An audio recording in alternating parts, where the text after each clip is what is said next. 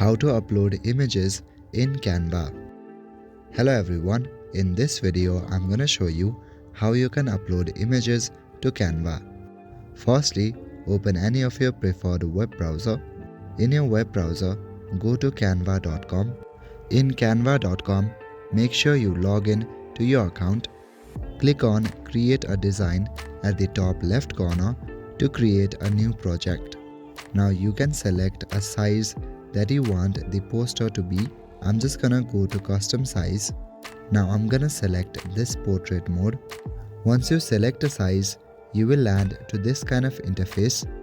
Now the most simple way to upload image on Canva is by dragging and dropping. Open your files and navigate to your photo.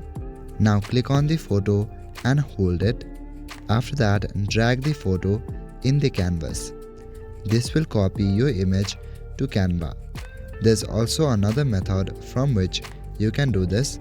From the left panel, go to Uploads section. Now at the top, click on Upload Files. Now select the file that you want to upload and click on Open. So that is it for this video. I will see you in the next one. Thank you.